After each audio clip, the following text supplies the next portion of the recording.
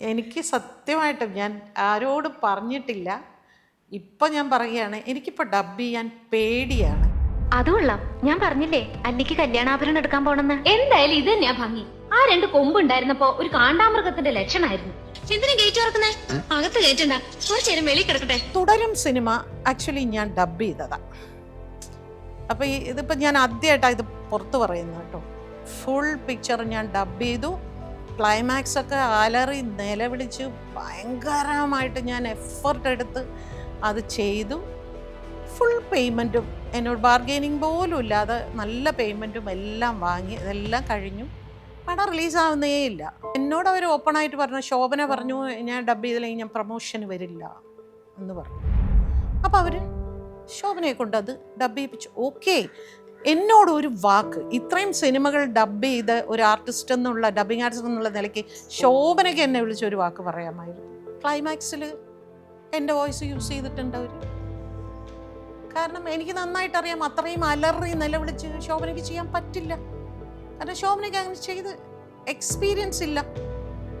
ഡയലോഗൊക്കെ അവർ പറഞ്ഞിട്ടുണ്ടായിരിക്കും, പക്ഷെ അലറി നിലവിളിയൊക്കെ എൻ്റെയാണ്.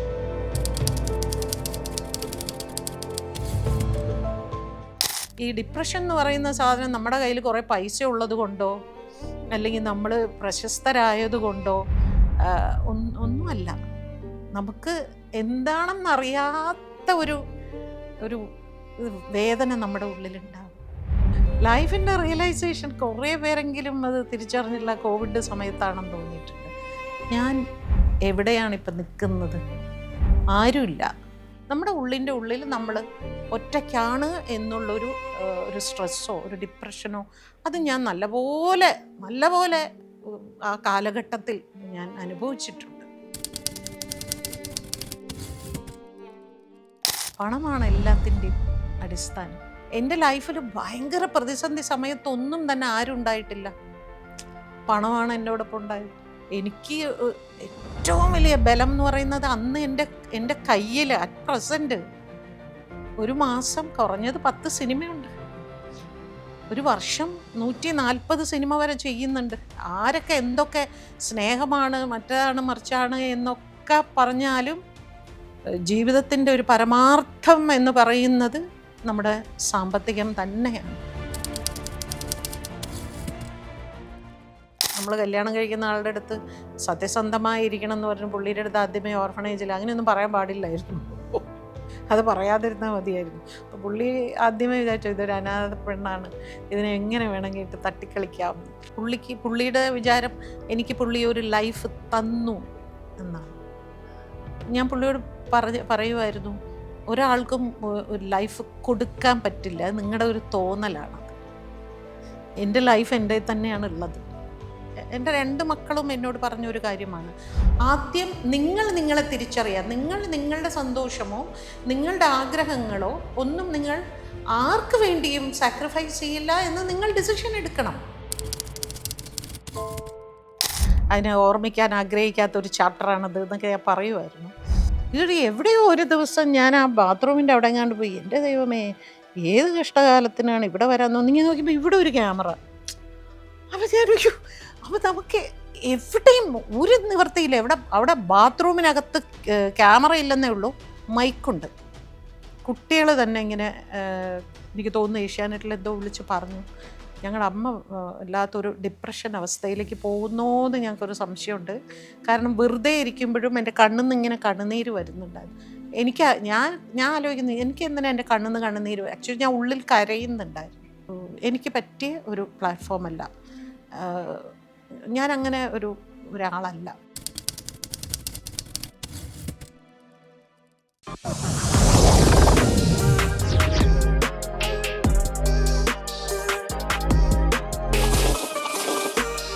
ചേട്ടനെന്തായാലും പണി കിട്ടുമോ നോക്കാനാ പറയുന്നത്. നീ ആവശ്യമില്ലാത്ത പരിപാടിക്കൊന്നും പോകില്ലേ? ഒരു ഐഡിയ കിട്ടിയാൽ മതി. എന്ത് ഐഡിയ? ആലോചിച്ചുകൊണ്ടിരിക്കുവല്ലേ. ഐഡിയ നീ ടെൻഷൻ അടിക്കില്ലേ, ഞാൻ പോയി ഐഡിയ കൊണ്ടുവരാം. ഹലോ, ഇനിയും ഐഡിയ കാത്തിരുന്നിട്ട് കാര്യമുണ്ടോന്ന് തോന്നുന്നുണ്ടോ? എന്നാ ഫോൺ എടുക്കൂ, എൻട്രി ആപ്പ് ഇൻസ്റ്റാൾ ചെയ്യൂ. ജീവിതത്തിന്റെ ഗതി മാറാൻ ഒരു എൻട്രി മതി. 10 വയസ്സിൽ ഡബ്ബിംഗ് ആരംഭിച്ചു. 13ാമത്തെ വയസ്സിൽ ആദ്യത്തെ സിനിമ. ജയൻ്റെ കോളിളക്കത്തിൽ സുമലതയ്ക്ക് ശബ്ദം കൊടുക്കുമ്പോൾ ഡബ്ബിംഗ് ആർട്ടിസ്റ്റായിട്ട് 9 വർഷമായിട്ടുണ്ടായിരുന്നു. ഇന്ത്യയിലെ മുൻനിര നായികമാർക്കെല്ലാം തന്നെ ഈ ആളുടെ ശബ്ദത്തിൽ അവരുടെ കഥാപാത്രങ്ങളെ മനോഹരമാക്കാൻ സാധിച്ചിട്ടുണ്ട്. Saina south plus presents life behind the mic പോഡ്കാസ്റ്റിൽ ഞാൻ രേണു, എനിക്കൊപ്പമുള്ളത് ഭാഗ്യലക്ഷ്മി മാമാണ്. മാം സ്വാഗതം. Hello, hi. ചേച്ചി എന്ന് വിളിച്ചാൽ മതി കേട്ടോ, ചേച്ചി. മാം എന്നൊന്നും വിളിക്കണ്ട. അപ്പം മാം സ്ത്രീപക്ഷത്ത് നിന്ന് ചിന്തിക്കുന്ന, അങ്ങനെ പ്രവർത്തിക്കുന്ന ഒരാളാണെന്ന് എനിക്ക് എപ്പോഴും തോന്നാറുണ്ട്. ഫെമിനിസം എന്ന വാക്കിനോട് നമ്മുടെ സൊസൈറ്റിക്ക് വലിയ പ്രശ്നമൊന്നുമില്ലെങ്കിലും അത് ജീവിതങ്ങളിലേക്ക് വന്നു കഴിയുമ്പോൾ ഒരുപക്ഷെ അത് പ്രൊപ്പഗേറ്റ് ചെയ്യുന്ന ആളുകളോടുള്ള വെറുപ്പ് ഈ ഒരു ആശയത്തോടുള്ള വെറുപ്പായി മാറുന്നതായിട്ട് പലപ്പോഴും തോന്നാറുണ്ട്. അങ്ങനെ ഒരു ഒബ്സർവേഷൻ എപ്പോഴെങ്കിലും ചേച്ചി ശ്രദ്ധിച്ചിട്ടുണ്ടോ? ഈ ഒരാൾ ഈ സ്വന്തം നിലപാട്, പ്രത്യേകിച്ച് അത് സ്ത്രീകൾ സ്വന്തം നിലപാട് പറയാൻ തുടങ്ങുന്ന നിമിഷം മുതലാണ് ഫെമിനിസ്റ്റ് എന്നുള്ളൊരു പേര് അവൾക്ക് ചാർത്തി കൊടുക്കുന്നത്. ഞാനൊക്കെ എനിക്ക് തോന്നുന്നു നമ്മൾ ഈ കുട്ടിക്കാലം മുതൽ ഒറ്റയ്ക്ക് പിന്നെ ജീവിച്ച് ജോലി ചെയ്ത് വളർന്ന് ആ സമയത്തൊക്കെ നമ്മളറിയാതെ നമ്മൾ എംപവേർഡ് ആവുക. ആരും അല്ല, സാഹചര്യങ്ങളാണ് നമ്മളെ ഇത്രയും പവർഫുള്ളാക്കുന്നത്. അപ്പോൾ അതിൻ്റെ ഒരു സ്ട്രെങ്ത്തിലാണ് നമ്മൾ ഈ സംസാരിക്കുന്നതും ജീവിക്കുന്നതും ഒക്കെ. അന്നൊന്നും ഈ ഫെമിനിസം എന്നൊരു വാക്ക് ഞാൻ കേട്ടിട്ടില്ല. ഞാൻ എപ്പോഴും പറയുന്നതിന് ഒരുപക്ഷെ പലരും പറഞ്ഞ് കേട്ട് മടുത്ത ഒരു വാക്കാണെന്ന് പറഞ്ഞാൽ പോലും ചെന്നൈ പോലുള്ള നഗരത്തിൽ ഈ വാക്ക് ഇത്രയും ഉപയോഗിക്കുന്നില്ല. കാരണം അവിടെ എല്ലാ സ്ത്രീകളും ഭയങ്കര എംപവേർഡാണ്, ഭയങ്കര പവർഫുള്ളാണ് അവർ. ചില ഉൾഗ്രാമങ്ങളിലൊക്കെ ഇങ്ങനെ ചില എല്ലാം ഇങ്ങനെ കേട്ടും അനുസരിച്ചും പോകുന്ന ആൾക്കാരൊക്കെ ഉണ്ടാകുക. ഈ അനുസരിച്ച് പോകുന്ന തെറ്റാണെന്നല്ല ഞാൻ പറയുന്നത്. നീയായും ഞാനായും ജീവിക്കൂ എന്നാണോ രണ്ട് പാർട്ട്നേഴ്സ് പറയുന്നത്, അവിടെയാണല്ലോ ഒരു ബ്യൂട്ടി ഉണ്ടാവുന്നത്. അത് ഞാൻ പലപ്പോഴും എനിക്ക് തോന്നുന്നു, ഇപ്പോൾ ചെന്നൈ പോലെ ഒരു നഗരത്തിൽ നമ്മളോട് ആരും ചോദ്യം ചോദിക്കില്ല. എന്നോടിപ്പോൾ പോലും ചോദിക്കാൻ, ഇപ്പോൾ പണ്ടത്തെ മാതിരി ഡബ്ബിങ് ഒന്നും ഇല്ലല്ലോ, അപ്പോൾ എങ്ങനെയാണ് ജീവിക്കുന്നത് ചോദിക്കാറുണ്ട്. അത്തരം ഒരു പേഴ്സണൽ സ്പേസിലേക്ക് കടക്കുന്ന ഒരു സ്വഭാവം ആ നാട്ടിൽ ഞാൻ കണ്ടിട്ടില്ല. ഇവിടെ 84 ഞാൻ വരുന്നത്, ആദ്യമായിട്ട് കല്യാണം കഴിഞ്ഞ അന്ന് മുതൽ ഇതുവരെയും കേട്ടുകൊണ്ടിരിക്കുന്ന ഒരു ചോദ്യം ഇത് തന്നെയാണ്: എങ്ങനെ ഒറ്റയ്ക്ക് ജീവിക്കുന്നു, എങ്ങനെ ഒറ്റയ്ക്ക് സഞ്ചരിക്കുന്നു? ഇത് എനിക്ക് തോന്നുന്നു അത് ഇവിടെ മാത്രം ചോദിക്കുന്ന ഒരു ചോദ്യമായിട്ടാണ് എനിക്ക് തോന്നിയിട്ടുള്ളത്. അപ്പോൾ അങ്ങനെ ജീവിക്കുന്ന, അല്ലെങ്കിൽ നമ്മളാരും എനിക്ക് ഒറ്റയ്ക്ക് ജീവിക്കണമെന്ന് ജനിക്കുമ്പോഴേ ഡിസിഷൻ എടുത്ത് വരുന്നൊന്നുമല്ല. ഒറ്റയ്ക്കാണ് നമ്മൾ ജനിക്കുന്നതും മരിക്കുന്നതും ഒക്കെ. പക്ഷേ നമ്മുടെ സാഹചര്യങ്ങൾ നമുക്ക് ഒറ്റയ്ക്ക് ജീവിക്കുന്നതാണ് കുറച്ചുകൂടി കംഫർട്ടബിൾ എന്ന് ആവശ്യത്തിലേക്ക് നമ്മളെ എത്തിക്കുകയാണ് ചെയ്യുന്നത്. അതൊരു ഫെമിനിസത്തിൻ്റെ ഭാഗമായിട്ടല്ല, ജീവിതത്തിൻ്റെ സർവൈവലിൻ്റെ ഒരു ഭാഗമാണ്. നമുക്ക് മനസ്സമാധാനമായി സന്തോഷമായി ജീവിക്കണം എന്ന് തോന്നുമ്പോൾ നമ്മൾ എടുക്കുന്ന ഒരു ഡിസിഷനാണ്. അപ്പോൾ ഈ പറഞ്ഞ മാതിരി ഫെമിനിസം എന്ന വാക്ക് നമ്മൾ ജീവിച്ച് കാണിച്ചു കൊടുത്താൽ മതി. അതിങ്ങനെ മിനിറ്റിന് പറയേണ്ട കാര്യമില്ല എന്ന് എനിക്ക് തോന്നാറുണ്ട്. ഇപ്പോൾ കഴിഞ്ഞ ആഴ്ച പത്രം വായിക്കുന്ന സമയത്ത് പോലും ഡിവോഴ്സ് കേസസ് 3 ഇരട്ടിയായിട്ട്, അല്ലെങ്കിൽ ഒരുപാട് ഇരട്ടി, പല പത്രങ്ങളിൽ പലതായിട്ട് വായിക്കുന്നുണ്ട്. അതായത് സെപ്പറേറ്റഡ് ആവുന്നവരുടെ, ഡിവോഴ്സ് ആവുന്നവരുടെ എണ്ണം കൂടിക്കൊണ്ടിരിക്കുന്ന ഒരു കാലഘട്ടത്തിലാണ്. ഞാൻ ചേച്ചിയുടെ അടുത്ത് ചോദിക്കട്ടെ, ഏത് പോയിന്റിലാണ് ശരിക്കും ഒരു ബന്ധത്തിൽ നിന്ന് നമ്മൾ ഇറങ്ങിപ്പോരേണ്ടതെന്ന് തോന്നുന്നത്? നമുക്ക് റെസ്പെക്റ്റ് ഇല്ല എന്ന് തോന്നുന്ന സ്ഥലത്തുനിന്ന് നമ്മൾ ഇറങ്ങി വരിക. എപ്പോഴും നമ്മളൊരു ഫാമിലിയായി ജീവിക്കുക എന്ന് പറയുന്നത് ഗിവ് ആൻഡ് ടേക്ക് എന്ന് പറയുന്നത് എല്ലാം ഉണ്ട്. അത് സ്നേഹമുണ്ട്, ബഹുമാനമുണ്ട്, സാമ്പത്തികം എല്ലാം കൂടി ചേരുന്നതാണ് ഒരു ഫാമിലി റിലേഷൻഷിപ്പ് എന്ന് പറയുന്നത്. അതില്ലാതെ വരുമ്പോൾ പിന്നെ നമ്മൾ ലൈഫ് അങ്ങനെ വെറുതെ സ്പോയിൽ ചെയ്യേണ്ട കാര്യമില്ല എന്നിപ്പോൾ എൻ്റെ മോൻ എന്നോട് പറഞ്ഞിരുന്നു അന്ന്. ഈ ഞങ്ങൾക്ക് വേണ്ടി എന്ന് പറഞ്ഞ് എല്ലാം സാക്രിഫൈസ് ചെയ്തിട്ട് ഒരു ടൈം എത്തുമ്പോൾ ഞങ്ങളുടെ പാട്ടിന് പോവുമേ, ഞങ്ങളുടേതായിട്ടുള്ള ഞങ്ങളുടെ ലൈഫിലേക്ക് ഞങ്ങൾ പോകും. ഞങ്ങളുടെ ജോലി, ഞങ്ങളുടെ ആഗ്രഹങ്ങൾ, ഞങ്ങളുടെ പിന്നെ ലക്ഷ്യങ്ങളൊക്കെ ഉണ്ടാവും. അപ്പോൾ ചിലപ്പോൾ അമ്മ ഒറ്റയ്ക്കായിരിക്കും. അപ്പോൾ അമ്മ പറയേ, നിനക്കൊക്കെ വേണ്ടിയല്ലേ ഞാനിതൊക്കെ സഹിച്ചത് എന്നൊരു അത് പറയരുത്. നിങ്ങളാണ് നിങ്ങളെ തിരിച്ചറിയേണ്ടത്. എൻ്റെ 2 മക്കളും എന്നോട് പറഞ്ഞൊരു കാര്യമാണ്, ആദ്യം നിങ്ങളെ തിരിച്ചറിയുക. നിങ്ങളുടെ സന്തോഷമോ നിങ്ങളുടെ ആഗ്രഹങ്ങളോ ഒന്നും നിങ്ങൾ ആർക്ക് വേണ്ടിയും സാക്രിഫൈസ് ചെയ്യില്ല എന്ന് നിങ്ങൾ ഡിസിഷൻ എടുക്കണം. അവിടെയാണ് നിങ്ങൾ ഞങ്ങൾക്ക് മാതൃകയാവുന്നത്. അപ്പം നിങ്ങൾ അങ്ങനെ ആകുമ്പോൾ ഞങ്ങളുടെ ലൈഫിലേക്ക് വരുന്ന പെൺകുട്ടിയെ ഞങ്ങൾക്ക് മനസ്സിലാക്കാൻ പറ്റും. ബട്ട് നിങ്ങളെല്ലാം സഹിച്ചും കണ്ടും കരഞ്ഞും പിന്നെ മക്കൾക്ക് വേണ്ടിയാണ് അല്ലെങ്കിൽ സൊസൈറ്റിക്ക് വേണ്ടിയാണ് എന്നൊക്കെ പറഞ്ഞ് നിൽക്കുമ്പോൾ നമ്മൾ ഇത് കണ്ട് കണ്ട് കണ്ട് കണ്ട് നമ്മുടെ വീട്ടിലേക്ക് വരുന്ന ഒരു പെൺകുട്ടിയിൽ നിന്നും നമ്മൾ ഇത് തന്നെ. അപ്പം നിങ്ങൾ തലമുറകളായിട്ട് എന്താണ് പകർന്നു കൊടുക്കുന്നതെന്ന് നിങ്ങളൊന്ന് ആലോചിക്കും. എനിക്ക് അമ്മ എടുക്കുന്ന തീരുമാനങ്ങളിൽ കൂടിയാണ് അമ്മയെ റെസ്പെക്റ്റ് ചെയ്യണോ ഡിസ്റെസ്പെക്റ്റ് ചെയ്യണോ എന്ന് ഞാൻ ആലോചിക്കുന്നത്. അമ്മയുടെ സ്വന്തം അധ്വാനത്തിൽ ജീവിക്കുന്ന ഒരു വ്യക്തിയാണ് അമ്മ. ഞങ്ങളിൽ നിന്ന് ഒന്നും എക്സ്പെക്റ്റ് ചെയ്യുന്നില്ല. ബിക്കോസ് അമ്മയ്ക്ക് ഇപ്പം ജോലിക്ക് പോകാത്ത ആൾക്കാരൊക്കെ ഉണ്ടാവും എന്ന് പറഞ്ഞ് എല്ലാവരും ജോലിക്ക് പോകുന്നവരാണ്, എല്ലാവർക്കും ഓൺ ഇൻകം ഉണ്ടാവണം എന്നല്ല പറഞ്ഞതിൻ്റെ അർത്ഥം. അപ്പം അമ്മ ഇത്രയും കുട്ടിക്കാലം മുതൽ സ്വന്തമായി ജോലി ചെയ്ത് സമ്പാദിച്ച് എല്ലാം ഒന്നും അമ്മയ്ക്ക് പാരമ്പര്യമായിട്ട് വീട്ടുകാർ തന്നിട്ടില്ല. ഒരു വീടോ ഒരു സ്വർണമോ ഒന്നും തന്നിട്ടില്ല. ഇതെല്ലാം അമ്മ വാങ്ങുകയാണ്. അപ്പോൾ ആ അമ്മയ്ക്ക് എന്തുകൊണ്ട് അമ്മയുടെ ലൈഫിൽ അമ്മയ്ക്ക് ഒരു ഉദ്ദേശിക്കുന്ന രീതിയിലുള്ള സ്നേഹം റെസ്പെക്റ്റ് കിട്ടുന്നില്ല എങ്കിൽ അവിടുന്ന് പുറത്തേക്ക് വരണം എന്ന് അമ്മയ്ക്ക് തോന്നുമ്പോഴാണ് ഞങ്ങൾക്ക് അമ്മയെ റെസ്പെക്റ്റ് ചെയ്യാനും സ്നേഹിക്കാനും തോന്നുന്നത്. അല്ലെങ്കിൽ കുറേ കഴിയുമ്പോൾ നമ്മൾ ഒന്നും ഉണ്ടായിരുന്നേ അവിടെ ഞാൻ മൂലയിൽ പോയിരിക്കുന്നു പറയേണ്ട ഒരു അവസ്ഥ ഉണ്ടാക്കരുത്. അത് നമ്മൾ ഫാമിലിയിൽ നമ്മളെല്ലാവരും കൂടി ഉണ്ടാക്കേണ്ട ഒരു കാര്യമാണ്. അപ്പോൾ എനിക്ക് ആ ഒരു സംസാരം അതെന്ന് അവനൊരു 15 വയസ്സൊക്കെ ഉള്ളപ്പോഴാട്ടോ എന്നോട് ഇത് പറയുന്നത്. അപ്പോൾ എനിക്ക് തോന്നി ശരിയാണല്ലോ. കാരണം ഈ വിവാഹം കഴിയുന്നത് വരെ ഒറ്റയ്ക്ക് ജോലി ചെയ്ത് ഇത്രയും സ്ട്രോങ് ആയിട്ട് എല്ലാ കാര്യങ്ങളും ചെയ്യാമെങ്കിൽ ഇനിയുള്ള കാലം എന്തുകൊണ്ട് എനിക്ക് തോന്നുന്നു ഞാൻ 35 വയസ്സൊക്കെ ഉള്ളപ്പോഴാണ് അങ്ങനെ ഒരു ഡിസിഷൻ എടുക്കുന്നത്. പക്ഷെ ആദ്യം നമുക്ക് ഭയമായിരിക്കും കേട്ടോ, എല്ലാവർക്കും അങ്ങനെ തന്നെ ആയിരിക്കും.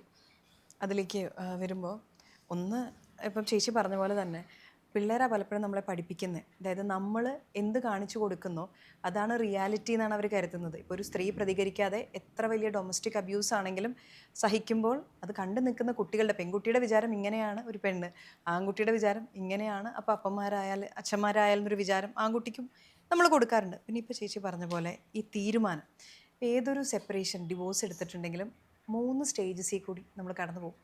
ആദ്യത്തേത് ആ ഡിസിഷൻ എടുക്കുന്നൊരു സ്റ്റേജാണ്. ഇതിലോട്ട് കടക്കുന്നതിന് മുന്നേ ഇതെനിക്ക് വേണമെന്ന് ആലോചിക്കുന്ന ഒരുപാട് കാലങ്ങളുണ്ട്. സ്പ്ലിറ്റ് സെക്കൻഡിൽ പോയേക്കാമല്ലോ അത് പിന്നീട് ആ ഒരു ഡിവോഴ്സിൻ്റെ പ്രോസസ്സിൽ കൂടെ നടന്നു പോകുന്നൊരു കാലഘട്ടം. അതിലൂടെ കടന്നു പോയിട്ടുള്ള പലരും എൻ്റെ അടുത്ത് പറഞ്ഞിട്ടുണ്ട്, ആ പോയ സമയത്തൊക്കെ തോന്നിയിട്ടുണ്ട് വേണ്ടായിരുന്നു എന്ന് വരെ അതിലെ കഷ്ടപ്പാടുകൾ. പിന്നീട് അതിലൂടെയുള്ളൊരു ജീവിതമാണ്. ഇത് കഴിഞ്ഞിട്ട് നമ്മൾ നിൽക്കുന്ന ഒരു കാലഘട്ടം. അപ്പോൾ ഇതിലൂടെ കടന്നു പോയ ഒരാളെന്ന നിലയിൽ ഞാൻ ചോദിക്കട്ടെ, അപ്പോൾ ഈ കാലഘട്ടങ്ങളെ എങ്ങനെയാണ് തരണം ചെയ്തത്? അത് ചെയ്ത് കഴിഞ്ഞപ്പോൾ റിയലൈസ് ചെയ്ത കാര്യങ്ങളുണ്ടോ? വളരെ ഒരു ഭാഗ്യം എന്ന് എനിക്ക് തോന്നുന്നു. നല്ല ഡബ്ബിങ്ങിൽ തിരക്കുള്ള സമയമല്ലേ, നമുക്ക് ഏണിംഗ് ഉണ്ടല്ലോ. പണമാണ് എല്ലാത്തിൻ്റെയും അടിസ്ഥാനം. പണം നമുക്കൊരു വരുമാനമുണ്ടെങ്കിൽ, എസ്പെഷ്യലി സിനിമ ഇൻഡസ്ട്രി, ഞാൻ നല്ല ഹൈ പെയ്ഡ് ഡബ്ബിങ് ആർട്ടിസ്റ്റും ആയിരുന്നു. ഇപ്പോഴും ഞാൻ അങ്ങനെ തന്നെയാണ് മേടിക്കുന്നത്. ചിലപ്പോൾ എൻ്റെ അത്ര മേടിക്കുന്ന മറ്റുള്ളവരും ഉണ്ട്, ഇല്ലെന്നല്ല.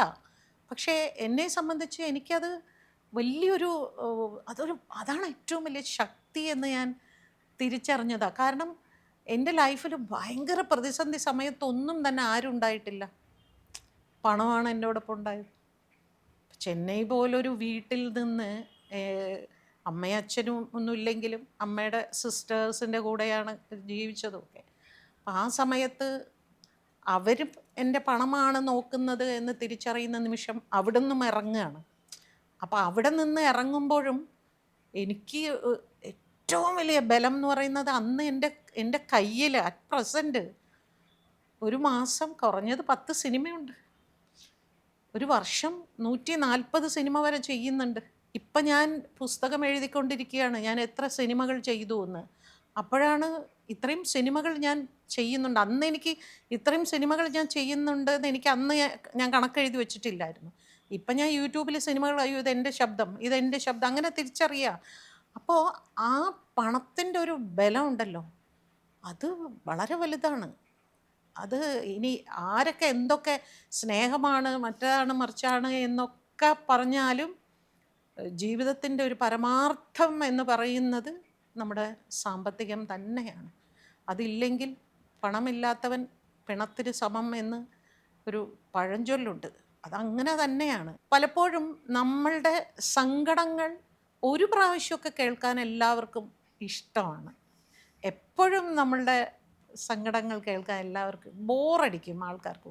എൻ്റെ ദൈവമേ, ഇതേ വരുന്നു പരാതിപ്പെട്ടി, അല്ലെങ്കിൽ ഇങ്ങനെ ഒരു കരഞ്ഞുകൊണ്ടിരിക്കുന്ന ഒരു അങ്ങനെ ആവരുത് എന്ന് എനിക്ക് ഭയങ്കര ചെറുപ്പത്തിലേ എനിക്കുണ്ടായിരുന്നു.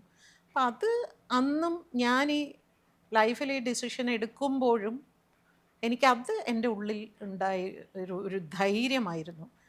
അവിടുന്ന് ആ വീട്ടിൽ നിന്ന് ഇറങ്ങുമ്പോൾ പോലും ഒരു ഫ്രണ്ടിൻ്റെ വീട്ടിലേക്കാണ് മക്കളെയുമായി ചെല്ലുന്നത്. ചേച്ചി ഇവരിവിടെ നിന്ന് മണിച്ചേച്ചി എന്ന് പറഞ്ഞു, മണിച്ചേച്ചി ഇവരിവിടെ നിൽക്കട്ടെ, ഞാൻ ഡബ്ബിങ്ങിന് പോട്ടെ എന്ന് പറഞ്ഞ് പോവുക. അല്ലാതെ അവിടെ പോയി വീണ്ടും ഇറങ്ങിയല്ലോ ഇനിയിപ്പോൾ എന്ത് ചെയ്യും അത് ആലോചിക്കാനുള്ള സമയം എനിക്കില്ല. അത് കഴിഞ്ഞ് ഡബ്ബിങ് കഴിഞ്ഞ് വന്നു, പിറ്റേ ദിവസം വേറൊരു പടത്തിന് പോകുന്നു, അതിൻ്റെ അടുത്ത ദിവസം വേറൊരു പടത്തിന് പോകുന്നു. ഒരു ഫ്രീ ടൈം കിട്ടുമ്പോൾ വേഗം വേഗം വേഗം വീടെടുക്കുന്നു, ഒരു വാടകയ്ക്കൊരു വീടെടുക്കുന്നു, പെട്ടെന്ന് വീട്ടിലേക്ക് ആവശ്യമുള്ള സാധനം വേണം. ഇവിടെ ഒന്നും നമുക്ക് ഇത് ചിന്തിക്കാനോ ഡിപ്രഷനിലേക്ക് പോകാനോ ഉള്ളൊരു ടൈം എനിക്ക് കിട്ടിയില്ല. ആക്ച്വലി വലിയൊരു എന്നാൽ സബ് കോൺഷ്യസ് മൈൻഡിൽ നമ്മൾ ഡിപ്രസ്ഡ് ആണ്. അതാവാതിരിക്കാൻ ഒരിക്കലും പറ്റില്ല. ഈ ഡിപ്രഷൻ എന്ന് പറയുന്ന സാധനം നമ്മുടെ കയ്യിൽ കുറേ പൈസ ഉള്ളത് കൊണ്ടോ അല്ലെങ്കിൽ നമ്മൾ പ്രശസ്തരായതുകൊണ്ടോ ഒന്നുമല്ല. നമുക്ക് എന്താണെന്നറിയാത്ത ഒരു ഒരു വേദന നമ്മുടെ ഉള്ളിലുണ്ടാവും. ഡബ് ചെയ്യുമല്ലോ, ഡബ് ചെയ്യുമ്പോൾ ഈ ഭയങ്കര ഇമോഷണൽ സീൻസ് വരുമ്പോൾ പെട്ടെന്ന് ഞാൻ എന്നെക്കുറിച്ച് ആലോചിക്കും. ഞാൻ എവിടെയാണിപ്പം നിൽക്കുന്നത്? ആരുമില്ല. ഈ പറഞ്ഞ മാതിരി പൈസ ഇല്ലെന്നല്ല, പക്ഷേ പെട്ടെന്ന് ഒരു വയ്യായ വന്നാലോ ഒന്നും എനിക്കാരുമില്ല, അല്ലെങ്കിൽ എനിക്ക് ഓടിപ്പോയി എന്നെ ഒന്ന് ചേർത്ത് നിർത്തി സങ്കടം പറയാൻ ഇതൊന്നുമില്ലെങ്കിലും അകാരണമായ ഒരു ഡിപ്രഷനൊക്കെ ഉണ്ടാവും ചിലർക്ക്. അതൊക്കെ ഞാൻ ഇതിൻ്റെ ഇടയിൽ കൂടെ ഞാൻ കടന്നു പോയിട്ടുണ്ട് കേട്ടോ. ഈ ജോലി തിരക്കുകൾക്കിടയിലും പിന്നെ കുട്ടികളെ പ്രോപ്പറായിട്ട് നമുക്ക് അറ്റൻഷൻ കൊടുക്കാൻ പറ്റില്ല. കാരണം സിംഗിൾ പാരൻറ്റിങ് അല്ലേ. സ്കൂളിൽ നിന്ന് പരാതി വരും, അപ്പോൾ നമ്മൾ അങ്ങോട്ടോടണം ഇങ്ങോട്ടോടണം, ഡബ്ബിങ്ങിന് പോകണം, വീട്ടിലെ കാര്യങ്ങൾ നോക്കണം, ഇങ്ങനെ. അപ്പോൾ ഇതൊക്കെ നമ്മളെ ഭയങ്കരമായിട്ട് നമ്മൾ സ്ട്രെസ്ഡ് ആവും. അപ്പോൾ പൈസ എന്ന് പറയുന്നത് നമ്മളുടെ ഒരു വലിയ ബലം തന്നെയാണ്. പക്ഷെ അതേസമയം നമ്മുടെ ഉള്ളിൻ്റെ ഉള്ളിൽ നമ്മൾ ഒറ്റയ്ക്കാണ് എന്നുള്ളൊരു സ്ട്രെസ്സോ ഒരു ഡിപ്രഷനോ അത് ഞാൻ നല്ലപോലെ ആ കാലഘട്ടത്തിൽ ഞാൻ അനുഭവിച്ചിട്ടുണ്ട്. പലപ്പോഴും സംസാരങ്ങൾ കേൾക്കുമ്പോൾ നമുക്ക് തോന്നാറുണ്ട് ഒരുപാട് കാര്യങ്ങൾ ചെയ്തിട്ടും താങ്ക്ഫുൾ അല്ലാത്ത സിറ്റുവേഷൻസിലൂടെ കടന്നു പോകേണ്ടി വന്ന ജീവിതത്തിൽ അങ്ങനത്തെ സംഭവങ്ങൾ ഉണ്ടായിട്ടുണ്ടെന്ന്. ഇപ്പോൾ ഡബ്ബിങ്ങിൻ്റെ കാര്യം, ആ ഒരു ചെറിയ കാര്യം തന്നെ ഞാൻ പറയാം. ഇതെടുക്കുന്ന സമയങ്ങളിൽ നമ്മൾ ശബ്ദം കൊടുക്കുന്നു. ഈ ശബ്ദത്തിലൂടെയാണ് ഒരു പക്ഷേ അവർ ഫേമസ് ആവുന്നത്. ഈ ഫേമസ് ആയി കഴിയുന്ന വേളകളിൽ കുറച്ച് കഴിയുമ്പോൾ എനിക്ക് എൻ്റെ ശബ്ദം, അല്ലെങ്കിൽ എനിക്ക് ഭാഗ്യലക്ഷ്മിയുടെ ശബ്ദം വേണ്ട, മറ്റൊരാളുടെ ശബ്ദം മതി എന്ന് പറയുന്ന, അതായത് താങ്ക്ഫുൾ അല്ലാത്ത രീതിയിൽ പെരുമാറിയ സംഭവങ്ങളും ഈ ഒരു കരിയറിനിടയിൽ സംഭവിച്ചിട്ടുണ്ടോ? അങ്ങനെ പറഞ്ഞിട്ടില്ല. ഭാഗ്യലക്ഷ്മിയുടെ ശബ്ദം വേണ്ട, വേറൊരാൾ മതി എന്ന് പറഞ്ഞ് ഞാൻ അങ്ങനെ കേട്ടിട്ടില്ല. പക്ഷേ റീസെൻ്റ്ലി എനിക്കുണ്ടായ ഏറ്റവും വലിയൊരു വിഷമം, എല്ലാവർക്കും അറിയാം, ശോഭനയുടെ ഒട്ടുമിക്ക സിനിമയിലും ഞാനാണ് ഡബ് ചെയ്തിട്ടുള്ളതെന്ന് അല്ലേ. എല്ലാവരും പറയും ഏറ്റവും നല്ല സ്വീറ്റാവുന്നതും എൻ്റെ ശബ്ദമാണെന്നൊക്കെ പറയാറുണ്ട്. അപ്പോൾ തുടരും സിനിമ ആക്ച്വലി ഞാൻ ഡബ് ചെയ്തതാണ്. അപ്പോൾ ഇതിപ്പോൾ ഞാൻ ആദ്യമായിട്ടാണ് ഇത് പുറത്ത് പറയുന്നത് കേട്ടോ. ഇത് ഞാൻ പറയണം എന്ന് എനിക്ക് ഒരുപാട് ആഗ്രഹം ഉണ്ടായിരുന്ന ഒരു വിഷയമാണ്. കാരണം ഈ തുടരും സിനിമ ഡബ്ബിങ്ങിന് വിളിച്ചപ്പോൾ ഞാൻ ചോദിച്ചു, നിങ്ങൾ ഡബ്ബിങ് തുടങ്ങിയിട്ട് കുറേ ആയില്ലേ? അപ്പോൾ പറഞ്ഞു, കുറേ ആയി ചേച്ചി, പിന്നെ എല്ലാവരും കഴിഞ്ഞു, ലാൽ സാറൊക്കെ ചെയ്തു, ചേച്ചി മാത്രമേ ഉള്ളൂ ബാക്കി. അപ്പം ഞാൻ പറഞ്ഞു ഇല്ല. അപ്പോൾ ഇങ്ങനെ ഒരു തമിഴ് ക്യാരക്ടറാണ്. അപ്പം ഞാൻ പറഞ്ഞു അയ്യോ അവർ നന്നായിട്ട് തമിഴ് പറയുമല്ലോ, അപ്പം അവരെ കൊണ്ട് തന്നെ ഡബ് ചെയ്യിപ്പിച്ചൂടെ എന്ന് ഞാൻ അങ്ങോട്ട് ചോദിച്ചു. അപ്പോൾ എൻ്റെ അടുത്ത് പറഞ്ഞു, അല്ല അതൊരു ഡിസ്കഷൻ അവിടെ നടന്നു, ശോഭനയ്ക്ക് ഭയങ്കര ആഗ്രഹമുണ്ട് സ്വന്തമായിട്ട് ഡബ് ചെയ്യണം എന്ന്. അപ്പോൾ നമ്മൾ എല്ലാവരും ഒറ്റക്കെട്ടായിട്ട് തീരുമാനിച്ചു, ഡയറക്ടർ തരുൺ മൂർത്തി, നമ്മളെല്ലാവരും കൂടി, ഈവൻ സ്ക്രിപ്റ്റ് റൈറ്റർ സുനിൽ അവിടെ എല്ലാവരും ഇരുന്ന് തീരുമാനിച്ചു, വേണ്ട നമുക്ക് ബായി ചേച്ചി മതി എന്ന് പറഞ്ഞു. അപ്പോൾ ചേച്ചി വന്നേ പറ്റൂ. ഞാൻ പോയി. ഇപ്പോൾ കുറച്ച് കാലങ്ങളായിട്ട് ഞാൻ പറഞ്ഞല്ലോ, എനിക്കിപ്പോൾ ഡബ്ബിങ്ങിൽ എൻ്റെ ഒരു കോൺഫിഡൻസ് എനിക്ക് ഇല്ലാതെയായി എനിക്ക്. കാരണം എനിക്ക് എൻ്റെ വോയിസ് ഓവർ എക്സ്പോസ്ഡ് ആയി എന്ന് എനിക്ക് തോന്നുന്നുണ്ട്. ഈ ഓവർ എക്സ്പോസ്ഡ് ആവുന്നത് കൊണ്ട് എഫക്റ്റഡ് ആവുന്നത് ക്യാരക്ടേഴ്സാണ്. ഭാഗ്യലക്ഷ്മിയാണ് അവിടെ കാണുന്നത്, അതെനിക്കിഷ്ടമല്ല. അപ്പം ഞാൻ അവിടെ ചെന്ന് ഇത് കണ്ടപ്പോൾ ഞാൻ പറഞ്ഞു, അയ്യോ ഇത് ശോഭന ചെയ്താൽ പോരെ എന്ന് ചോദിച്ചപ്പോഴും തരുൺ മൂർത്തിയും സുനിലും കൂടെ, അപ്പം അന്ന് രഞ്ജിത്ത് സ്റ്റുഡിയോയിൽ വന്നിട്ടില്ല, ഇല്ല ചേച്ചി തന്നെ ചെയ്യണം. ഫുൾ പിക്ചർ ഞാൻ ഡബ് ചെയ്തു. ക്ലൈമാക്സൊക്കെ അലറി നിലവിളിച്ച് ഭയങ്കരമായിട്ട് ഞാൻ എഫർട്ട് എടുത്ത് അത് ചെയ്തു. ഫുൾ പേയ്മെൻറ്റും, എന്നോട് ബാർഗെയിനിങ് പോലും ഇല്ലാതെ നല്ല പേയ്മെൻറ്റും എല്ലാം വാങ്ങി. ഇതെല്ലാം കഴിഞ്ഞു. പടം റിലീസാവുന്നേ ഇല്ല. അപ്പോൾ എമ്പുരാൻ്റെ ഇതൊക്കെ ഇങ്ങനെ നടന്നുകൊണ്ട്, അപ്പം ഞാൻ അങ്ങോട്ട് വിളിച്ചു ഒരു ദിവസം രഞ്ജിത്തിനോട്, ഡബ്ബിങ് കഴിഞ്ഞ് 1 മാസമൊക്കെ ആയി. ചെറിയ കുറച്ച് കറക്ഷൻസൊക്കെ ഉണ്ട്. പിന്നെ ചേച്ചിയോട് എങ്ങനെ പറയുമെന്ന് വിചാരിച്ചാൽ ചേച്ചിയുടെ വോയിസ് മാറ്റി കേട്ടോ, ശോഭന തന്നെ ഡബ് ചെയ്തു. അപ്പോൾ ഞാൻ ചോദിച്ചു, എന്നെ വിളിച്ച് പറയുക എന്നൊരു മര്യാദ നിങ്ങൾക്കില്ലേ? അപ്പോൾ എന്നോട് അവർ ഓപ്പണായിട്ട് പറഞ്ഞു, ശോഭന പറഞ്ഞു ഞാൻ ഡബ് ചെയ്തില്ലെങ്കിൽ ഞാൻ പ്രൊമോഷന് വരില്ല എന്ന് പറഞ്ഞു. അപ്പോൾ അവർ ശോഭനയെ കൊണ്ട് അത് ഡബ് ചെയ്യിപ്പിച്ചു. ഓക്കെ, ഒരു അഭിനയിച്ച വ്യക്തി, അത് മെയിൽ ഓർ ഫീമെയിൽ, അവർക്ക് അവരുടെ വോയിസ് കൊടുക്കാനുള്ള എല്ലാ അവകാശങ്ങളും ഉണ്ട്. അതിൽ നമ്മൾ ആരും കൈകടത്താൻ പാടില്ല. ആർക്ക് ആര് വോയിസ് കൊടുക്കണം എന്നുള്ള ഡിസിഷൻ എടുക്കേണ്ടത് ഒരു ഡയറക്ടറുടെ പിന്നെ ഡ്യൂട്ടിയാണ്. അത് ഡയറക്ടറുടെ പരമാധികാരമാണ്. അതേസമയം ആ ആർട്ടിസ്റ്റിന് കോൺഫിഡൻസ് ഉണ്ട്, ഇല്ല എനിക്ക് ചെയ്തേ പറ്റൂ എന്ന് പറയുമ്പോൾ അത് ആർട്ടിസ്റ്റിന് ചെയ്യാനുള്ള എല്ലാ അവകാശങ്ങളും ഉണ്ട്. അത് ഇനി ഏത് കോടതി പോയാലും കോടതിയും പറയും അവരുടെ വോയിസല്ല അവർ ചെയ്യണം എന്ന് പറയുന്നത്. അതിലൊന്നും എനിക്ക് യാതൊരു എതിർപ്പുമില്ല. പക്ഷേ എന്നോട് ഒരു വാക്ക്, ഇത്രയും സിനിമകൾ ഡബ് ചെയ്ത് ഒരു ആർട്ടിസ്റ്റ് എന്നുള്ള, ഡബ്ബിങ് ആർട്ടിസ്റ്റ് എന്നുള്ള നിലയ്ക്ക് ശോഭനയ്ക്ക് എന്നെ വിളിച്ചൊരു വാക്ക് പറയാമായിരുന്നു.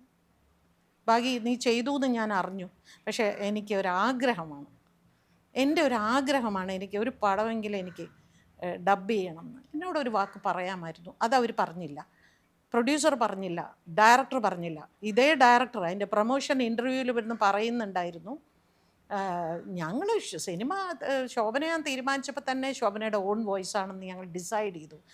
അങ്ങനെയും കൂടെ നുണ പറയുന്ന കേട്ടപ്പോൾ എനിക്ക് തോന്നി ഓക്കെ, ഞാൻ പിന്നെ അതൊരു വീഡിയോ ചെയ്ത് അതിനെ കുറേ ചാനലുകൾ അതിനെ എടുത്തിട്ട് വൈറലാക്കി, അങ്ങനെ എനിക്ക് താല്പര്യമില്ല. പക്ഷേ പടം ഞാൻ ഫസ്റ്റ് ഡേ തന്നെ ഞാൻ തിയേറ്ററിൽ കാണാൻ പോയി. ക്ലൈമാക്സിൽ എൻ്റെ വോയിസ് യൂസ് ചെയ്തിട്ടുണ്ട് അവർ. കാരണം എനിക്ക് നന്നായിട്ടറിയാം അത്രയും അലറി നിലവിളിച്ച് ശോഭനയ്ക്ക് ചെയ്യാൻ പറ്റില്ല. കാരണം ശോഭനയ്ക്ക് അങ്ങനെ ചെയ്ത് എക്സ്പീരിയൻസ് ഇല്ല. ഡയലോഗൊക്കെ അവർ പറഞ്ഞിട്ടുണ്ടായിരിക്കും, പക്ഷെ അലറൽ നിലവിളിയൊക്കെ എൻ്റെയാണ്. അതിൻ്റെ ഒരു ഒരു ഒരു എത്തിക്സ് എന്നോട് അവർ കാണിച്ചില്ല എന്ന് എനിക്കത് നല്ല സങ്കടമുണ്ട്. സിനിമ നേരത്തെ നമ്മൾ സംസാരിച്ച പോലെ തന്നെ കൂടുതൽ റിയലിസ്റ്റിക് ആയിക്കൊണ്ടിരിക്കുകയാണ്. അപ്പം ആ അഭിനയിക്കുന്ന ആൾ തന്നെ ഡബ് ചെയ്യട്ടെ എന്നുള്ള രീതിയിലേക്ക് അതിപ്പം ഡയറക്ടേഴ്സ് മാറുന്നുണ്ട്, കേട്ടുകൊണ്ടിരിക്കുന്നവർ മാറുന്നുണ്ട്, ആളുകളാണെങ്കിലും ഇത് ഇവരിങ്ങനെയാണ് എന്ന് പറഞ്ഞ് അംഗീകരിക്കുന്ന ഒരു സമയം എത്തിയിട്ടുണ്ട്.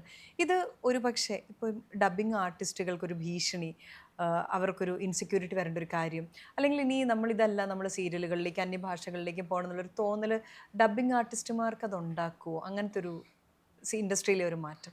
2001 ഞാനൊരു ഇൻ്റർവ്യൂവിൽ ഞാൻ പറഞ്ഞിരുന്നു, നോക്കിക്കോളൂ ഇനി ഒരു 10 കൊല്ലം കൂടെ ഇവിടെ ഡബ്ബിങ് ആർട്ടിസ്റ്റുകൾക്ക് നിലനിൽപ്പുണ്ടാവുള്ളൂ. 10 കൊല്ലം കഴിയുമ്പോൾ പതുക്കെ ഓൺ വോയിസിലേക്ക് പോകും, സിങ് സൗണ്ടിലേക്ക് പോകും, അവരവരുടെ ശബ്ദം കൊടുക്കുക എന്നുള്ളൊരു ഇതിലേക്ക് പോകും. കാരണം പണ്ട് ജീവിക്കാൻ വേണ്ടി ഒരുപാട് പേര് സിനിമയിലേക്ക് വന്നവരാണ്. ഇന്ന് അങ്ങനെയല്ല, ഇന്നൊരു പാഷനായിട്ടും എല്ലാവരും വെൽ എഡ്യൂക്കേറ്റഡ് ആണ്, പെൺകുട്ടികളും ഒക്കെ അല്ലേ? അന്ന് അത്രയും വെൽ എഡ്യൂക്കേറ്റഡ് അല്ലായിരുന്നു പലരും. അപ്പോൾ അവരൊക്കെ അതുകൊണ്ടാണ് അവർ വർഷത്തിൽ 1 പടമോ 2 പടമൊക്കെ അവർ കണ്ടമാനം പടങ്ങളൊന്നും ആ കുട്ടികൾ എടുക്കുന്നില്ല. അപ്പോൾ അവർക്ക് ഒരു അവാർഡൊക്കെ കിട്ടുമ്പോൾ ഇത് ഫുൾ എൻ്റെ ക്രെഡിറ്റ് ആണെങ്കിൽ എൻ്റെ വോയിസ് തന്നെ ആവണം.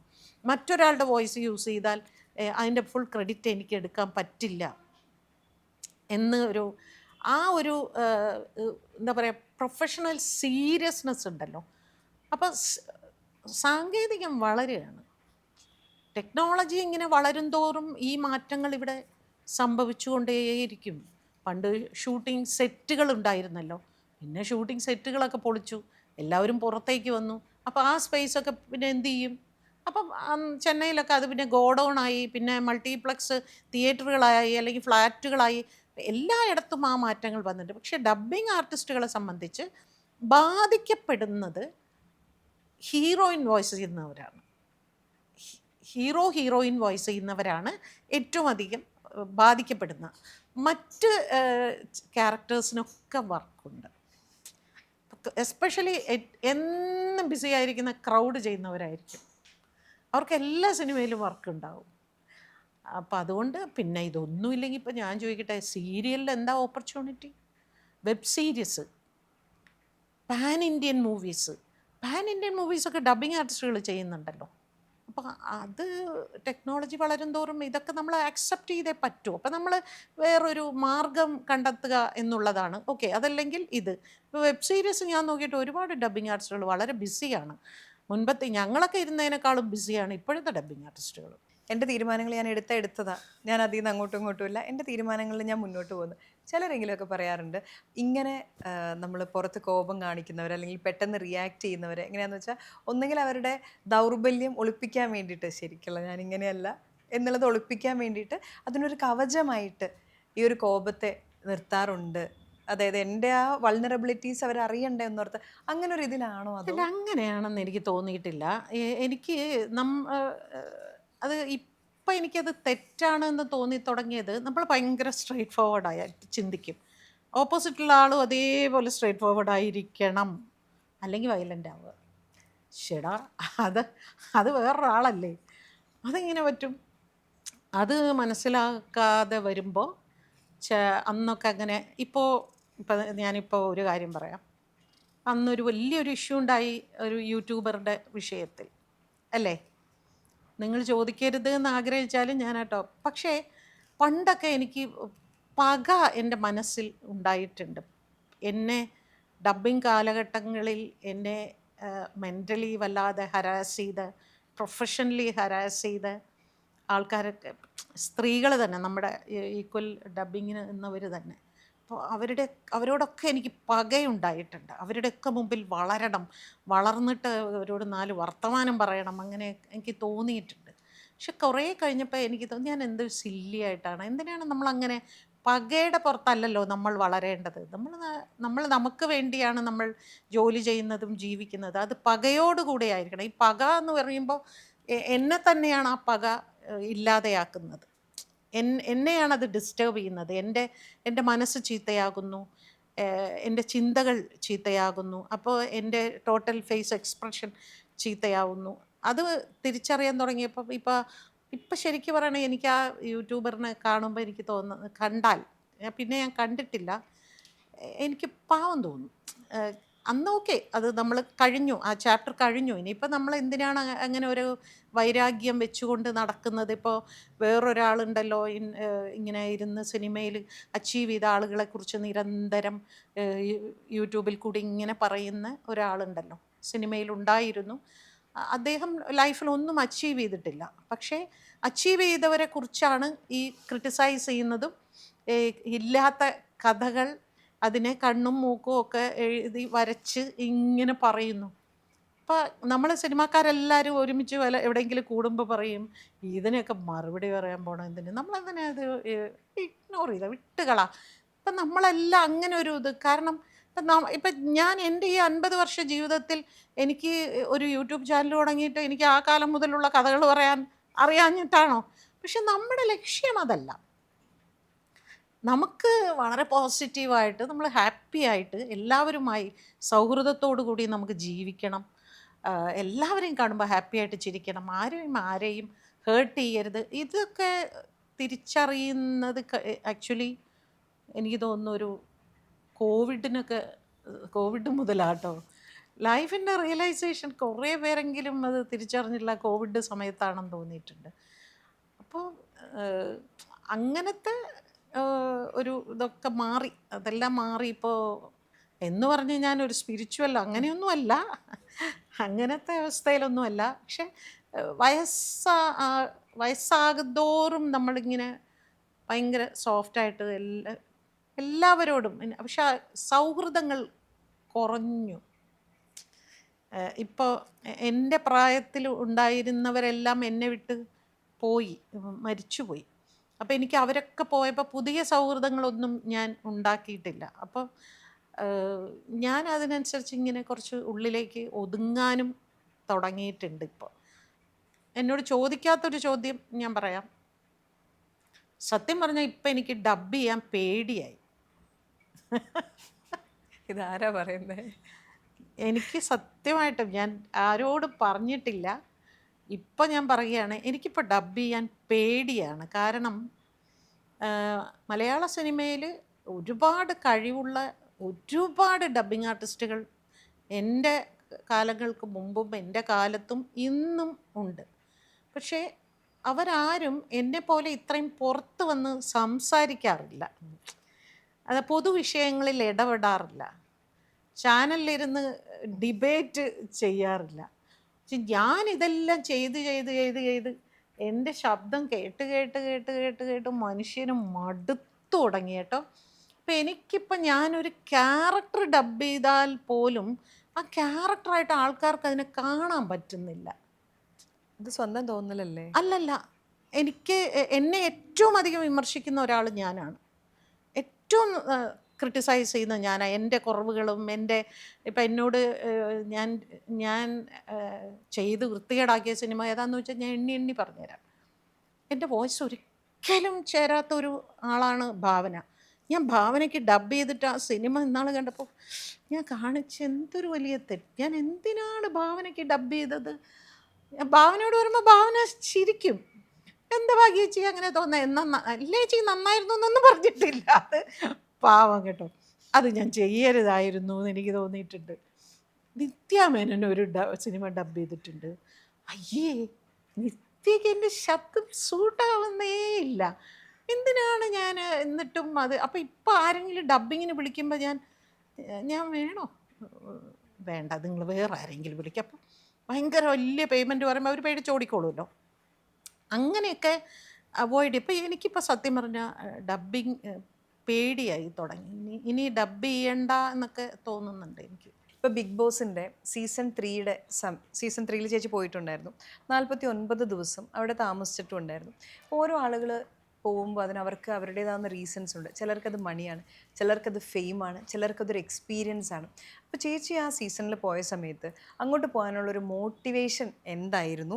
പിന്നെ ഇപ്പോൾ ആലോചിക്കുമ്പോൾ ഞാൻ അങ്ങനെ എൻ്റെ ഒരു സ്ഥലമായിരുന്നില്ല അത് എന്നൊരു തോന്നൽ, അല്ലെങ്കിൽ ഇന്നത്തെ ഭാഗ്യലക്ഷ്മി അതിൽ പോകുമോ? എന്നത്തെ ഭാഗ്യലക്ഷ്മി പോകാൻ പാടില്ലായിരുന്നു എന്ന് എനിക്ക് തോന്നിയിട്ടുണ്ട്. കാരണം ആ പ്രോഗ്രാം ഞാൻ പോകാനുള്ളൊരു കാരണം, മുത്തശ്ശി കഥ കഴിഞ്ഞപ്പോൾ രാജിനി ചാണ്ടി ഞങ്ങൾ ഭയങ്കര ക്ലോസ് ഫ്രണ്ട്സ് ആയിരുന്നു. അപ്പോൾ രാജിനി ഈ പരിപാടിക്ക് പോയല്ലോ. എനിക്ക് രാജിനി അമ്മച്ചിയെ പറ്റി നന്നായിട്ട് അറിയാം. അവർ ഭയങ്കര നന്മയുള്ളൊരു സ്ത്രീയാണ്. ഭയങ്കര ഒരു ഏജും കടന്ന് വളരെ സ്മാർട്ടായിട്ടുള്ളൊരു. പക്ഷേ അവിടെ ചെന്നിട്ട് അവർ പേടിച്ചു പോയി. പെട്ടെന്ന് ഒരാഴ്ച കൊണ്ട് അവർ പുറത്ത് വരും. അപ്പോൾ ഞാൻ അവരെ വിളിച്ചു പറഞ്ഞു, അമ്മച്ചി അവിടെ പോകരുതായിരുന്നു എന്നിങ്ങനെ പറഞ്ഞു. അപ്പോൾ ഞാൻ ആദ്യമായിട്ടാട്ടോ ഈ ബിഗ് ബോസ് ഇഷ്യൂ സംസാരിക്കുന്നത്. ഞാൻ ഇതുവരെ അന്നൊക്കെ പലരും ഇൻ്റർവ്യൂ ചോദിക്കും, ഞാൻ പറയും താല്പര്യമില്ല സംസാരിക്കാൻ, അതിനെ ഓർമ്മിക്കാൻ ആഗ്രഹിക്കാത്തൊരു ചാപ്റ്ററാണത് എന്നൊക്കെ ഞാൻ പറയുമായിരുന്നു. ഇപ്പം ഞാനത് പറയുന്നത് എനിക്ക് പറ്റിയ ഒരു വലിയ അബദ്ധം തന്നെയാണത് എന്നുള്ളതുകൊണ്ടാണ്. എൻ്റെ വിചാരം എന്താണ്, ഞാൻ ഈ രാജിനി ചാണ്ടിയുടെ ആ ഒരു എപ്പിസോഡ്, ഒറ്റ എപ്പിസോഡ് അവർ ജയിലിൽ പോകുന്ന ഒരു എപ്പിസോഡ് അവർ കരയുന്നത് കണ്ടപ്പോൾ എനിക്ക് ഭയങ്കര വിഷമം തോന്നി. ആ ഒരൊറ്റ എപ്പിസോഡേ ഞാൻ കണ്ടുള്ളൂ. അപ്പം എൻ്റെ വിചാരം ഗെയിമിൽ പരാജയപ്പെട്ടിട്ടാണ് ഇവർ, ഗെയിം മീൻസ് അവിടെ ടാസ്ക് കൊടുക്കുമല്ലോ, ടാസ്കിൽ പരാജയപ്പെട്ടിട്ടാണ് ഇവർ ജയിലിൽ പോകുന്നത്. ടാസ്കിൽ ഞാൻ വിജയിച്ച് കാണിച്ചു തരാമെന്ന് പറഞ്ഞിട്ട് ഞാൻ പോയത്. എൻ്റെ വിചാരം നമുക്ക് 10-60 വയസ്സായെങ്കിലും ഇപ്പോഴും ഒരു അംഗത്തിന് ബാല്യമുണ്ട് എന്നൊക്കെ പറഞ്ഞിട്ട് അവർ തന്ന ടാസ്കൊക്കെ ഞാൻ ഭയങ്കരമായിട്ട് ടാസ്കിലൊക്കെ ഞാൻ ജയിക്കുന്നുണ്ട്. അപ്പോൾ എനിക്ക് കോൺഫിഡൻസ് കൂടി വരുന്നു. പിന്നെ എനിക്ക് മനസ്സിലായി ടാസ്ക് അല്ല, ഇതിനപ്പുറത്തേക്കൊരു ഗെയിമുണ്ട്. ടാസ്ക് നമ്മുടെ ഒരു എൻ്റർടൈൻമെൻറ്റും അവിടത്തേക്ക് റേഷൻ വാങ്ങാനുള്ള പോയിൻറ്റ്സ് കിട്ടാനുള്ള കാര്യം മാത്രമാണ്. അതിനപ്പുറത്തേക്ക് അതിനകത്ത് ഒരു സംഭവമുണ്ട്. അത് മനസ്സിലാക്കാതെ പോയത് എൻ്റെ മിസ്റ്റേക്ക്. അത് മനസ്സിലാക്കി വന്നപ്പോൾ ഇപ്പം നമ്മളെ പ്രൊവോക്ക് ചെയ്യാനായിട്ട് കുറേ പേരിങ്ങനെ വരുമല്ലോ. ഈ പ്രൊവോക്കേഷൻ ഇപ്പം നമ്മൾ താമസിക്കുന്ന വീടിൻ്റെ തൊട്ടപ്പുറത്തുള്ള ഒരാൾ നമ്മളോട് വഴക്കിന് വരികയാണെങ്കിൽ അപ്പോൾ അയാളോട് മിണ്ടണ്ട, അല്ലെങ്കിൽ അവരോട് മിണ്ടണ്ട, അവർ നമുക്ക് വേണമെങ്കിൽ വാതിലടച്ചിരിക്കാം. ഇവിടെ ഈ 10-100 ക്യാമറ നമ്മളെ നോക്കിക്കൊണ്ടിരിക്കുകയല്ലേ. അപ്പോൾ നമ്മൾ റിയാക്ട് ചെയ്യണം. ഇത് എവിടെയോ ഒരു ദിവസം ഞാൻ ആ ബാത്റൂമിൻ്റെ അവിടെ എങ്ങാണ്ട് പോയി, എൻ്റെ ദൈവമേ ഏത് കഷ്ടകാലത്തിനാണ് ഇവിടെ വരാൻ തോന്നി നോക്കിയപ്പോൾ ഇവിടെ ഒരു ക്യാമറ. അപ്പോൾ അപ്പോൾ നമുക്ക് എവിടെയും ഒരു നിവൃത്തിയില്ല. അവിടെ ബാത്റൂമിനകത്ത് ക്യാമറ ഇല്ലെന്നേ ഉള്ളൂ, മൈക്കുണ്ട്. കുളിക്കുന്ന സ്ഥലത്ത് മൈക്കുണ്ട്, ടോയ്ലറ്റിൽ മൈക്കുണ്ട്, ഡ്രസ് ചേഞ്ച് ചെയ്യുന്ന സ്ഥലത്ത് മൈക്കുണ്ട്. അപ്പോൾ എവിടെയും പോയി നമുക്ക് മനസ്സിൻ്റെ ഉള്ളിൽ സംസാരിക്കാം. നമ്മൾ തന്നെത്താൻ സംസാരിക്കരുത്, എന്ത് ഇത് അതുപോലും സംസാരിക്കാൻ പാടില്ല. അപ്പം സംസാരിച്ചാൽ നമുക്ക് ക്യാമറ അറ്റൻഷൻ കിട്ടും. സംസാരിച്ചില്ലെങ്കിൽ പിന്നെ നമുക്ക് അറ്റൻഷൻ കിട്ടില്ല, നമുക്ക് വോട്ടും കിട്ടില്ല, ഒന്നും കിട്ടില്ല. പിന്നെ എന്നും വഴക്ക്. അപ്പോൾ അതിൻ്റെ ഇടയ്ക്ക് മറ്റേ ഫിറോസ് വന്നിട്ടിങ്ങനെ എന്നെ പ്രൊവോക്ക് ചെയ്യുന്നുണ്ടായിരുന്നു. അപ്പം എൻ്റെ വിചാരം അത് ഫിറോസിൻ്റെ ഗെയിമാണെന്ന് ഞാൻ മനസ്സിലാക്കുന്നില്ല. എൻ്റെ വിചാരം ഫിറോസിന് എന്നോട് എന്തോ ദേഷ്യമുണ്ട്. അപ്പോൾ ഫിറോസ് എന്നെ പർപ്പസ്ഫുള്ളി ഇൻസൾട്ട് ചെയ്യാൻ വേണ്ടി ഈ വീട്ടിനകത്ത് വന്നിരിക്കുക. അപ്പോൾ എന്നെ പറയുന്നു പിന്നെ എന്താ വിഷക്കടലാണ് ഞാൻ അവിടുത്തെ പിന്നെ ഈ പറയുന്ന മാതിരി ഇവരൊക്കെ എൻ്റെ മക്കളെ പോലെയാണെന്നൊക്കെ എൻ്റെ പിള്ളേർ വീട്ടിൽ ഇരുന്ന് ചിരിക്കുക. അമ്മ എന്ത് കോമഡി അതിനകത്ത് കാണിച്ചുകൊണ്ടിരിക്കുന്നത്, അമ്മ എന്തിനാണ് അവിടെ പോയത്, എല്ലാവരും മക്കളെ പോലെയാണെന്നും പറഞ്ഞ് രാവിലെ എനിക്ക് സാമ്പാറും പിന്നെ തോരനും വെച്ചുകൊണ്ടിരിക്കുക. അപ്പം എൻ്റെ വിചാരം ഒരു നന്മ അമ്മ അതായിരുന്നു. പക്ഷെ അതല്ല, അതിനപ്പുറത്തേക്ക് അതിലൊരു ബ്രില്യൻ ഗെയിം ഉണ്ട് എന്നുള്ളത് ഞാൻ തിരിച്ചറിയാൻ വൈകിപ്പോയി. അപ്പം ആ ഗെയിം എനിക്കറിയില്ല. അപ്പം രാവിലെ എണീക്കുമ്പോൾ എനിക്കിങ്ങനെ ചിലപ്പോൾ രാത്രി ഞാൻ നേരം വെളുത്തു എന്നൊക്കെ പറഞ്ഞിട്ട് ഞാൻ കുളിക്കാൻ പോകും. കുളിച്ചിട്ട് പിന്നെ 4 മണിക്കൂർ കഴിഞ്ഞിട്ടാണ് ഈ നേരം പുലരുന്നത്. അപ്പോൾ ഞാൻ 2 മണിക്കോ മറ്റായിരിക്കും കുളിച്ചിട്ടുണ്ടാവും. അവിടെ സമയവും ഒന്നും അറിയില്ലല്ലോ. അപ്പോൾ ഈ ഉറക്കമില്ല, ഈ ഉള്ളിലിങ്ങനെ ഇന്ന് വഴക്കുണ്ടാവുമോ, ആരായിരിക്കും വഴക്കുണ്ടാക്കുന്നത്, അയ്യോ എനിക്ക് പേടിയാവുന്നു, ഇന്ന് വഴക്കുണ്ടായിക്കഴിഞ്ഞാൽ ഇടപെട്ടില്ലെങ്കിൽ ശനിയാഴ്ച മോഹൻലാൽ എന്ന് ചോദിക്കും, നിങ്ങളെന്താ വഴക്കോട് വയതോയിക്കൊണ്ടിരുന്നത് എന്ന് ചോദിക്കും. മിണ്ടാതിരുന്ന പ്രശ്നം, മിണ്ടിയാൽ പ്രശ്നം, ഉറങ്ങാനും പാടില്ല, എപ്പോൾ നോക്കിയാലും അടുക്കളയിൽ നിൽക്കാനും പാടില്ല. അപ്പോൾ ഞാൻ അതിൻ്റെ ഇടയ്ക്ക് പിന്നെ പുള്ളി മരിച്ചു, അങ്ങനെ കുറേ ഇത് വന്നു. ആകെപ്പാടായപ്പം കുട്ടികൾ തന്നെ ഇങ്ങനെ എനിക്ക് തോന്നുന്നു ഏഷ്യാനെറ്റിൽ എന്തോ വിളിച്ച് പറഞ്ഞു, ഞങ്ങളുടെ അമ്മ വല്ലാത്തൊരു ഡിപ്രഷൻ അവസ്ഥയിലേക്ക് പോകുന്നോ എന്ന് ഞങ്ങൾക്കൊരു സംശയമുണ്ട്.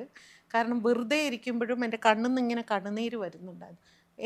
ഞാൻ ആലോചിക്കുന്നു എനിക്ക് എന്തിനാ എൻ്റെ കണ്ണിന്ന് കണ്ണുനീര്, ആക്ച്വലി ഞാൻ ഉള്ളിൽ കരയുന്നുണ്ടായിരുന്നു. അപ്പം ഞാൻ റൂമിൽ പോയി പറഞ്ഞു, ഇങ്ങനെ എന്നെ ഒന്ന് പുറത്തേക്ക് വിടൂ എനിക്ക്. അപ്പം ഞാനത് ചെയ്യാൻ പാടില്ലാത്തൊരു, എനിക്ക് പറ്റിയ ഒരു പ്ലാറ്റ്ഫോമല്ല.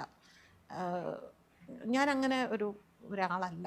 എനിക്ക് വീട്ടിൽ പോലും കുറച്ച് ഉറക്കെ സംസാരിക്കുമ്പോൾ ഞാൻ വേഗം ജനലും വാതിലൊക്കെ അടയ്ക്കും, അപ്പുറത്തിപ്പുറത്തും ആരും കേൾക്കാതിരിക്കുക. കുട്ടികളോട് അവരെന്നോട് ഒച്ച വെച്ചാലോ ഞാൻ അവരോട് ഒച്ച വെച്ചാലോ ആരും കേൾക്കരുത് എന്ന് പറഞ്ഞ് ഞാൻ വേഗം ജനലും വാതിലും അടയ്ക്കുന്ന അത്രയും അങ്ങനെയുള്ള ഞാൻ അവിടെ ചെന്നിട്ട് എല്ലാവരും കിടന്ന് അങ്ങോട്ടും ഇങ്ങോട്ടും ഒച്ച വയ്ക്കുന്നു. അപ്പോൾ ഞാൻ വിചാരിക്കും എങ്ങനെ ഇവർക്കൊക്കെ ഇങ്ങനെ ഷൗട്ട് ചെയ്യാൻ പറ്റുന്നത്. എൻ്റെ ജീവിതത്തിൽ ഞാൻ എൻ്റെ ഏറ്റവും വലിയ വയലൻസ് കാണിച്ച അയാളെ തല്ലാൻ പോയപ്പോഴാട്ടോ. അതായത് അല്ലാതെ ഞാനൊരു വേറൊരു സാധനം എൻ്റെ വീട്ടിൽ പേഴ്സണലി, അത് പിന്നെ ക്യാമറ വെച്ചാരും ഷൂട്ട് ചെയ്യുന്നില്ല, അത് ഞാൻ പറഞ്ഞറിഞ്ഞതല്ലേ.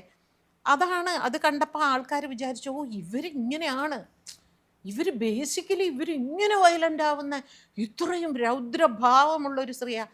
അപ്പം ഏഷ്യാനെറ്റ് വിചാരിച്ചു അങ്ങനെ ഒരാൾ ഇവിടെ കൊണ്ടിട്ട് കഴിഞ്ഞാൽ നല്ല ടാം റേറ്റിംഗ്, അടി വഴക്ക് ബഹളം. ഞാൻ അങ്ങനേ അല്ല എന്ന് മനസ്സിലായപ്പോൾ പിന്നെ രോഗി ഇച്ഛിച്ചതും വൈദ്യൻ കൽപ്പിച്ചതും ബിഗ് ബോസും പറഞ്ഞു ഓക്കെ എന്നാൽ പൊക്കോളൂ എന്ന് പറഞ്ഞ് അങ്ങനെ എന്നാലും 50 ദിവസം നിന്നു.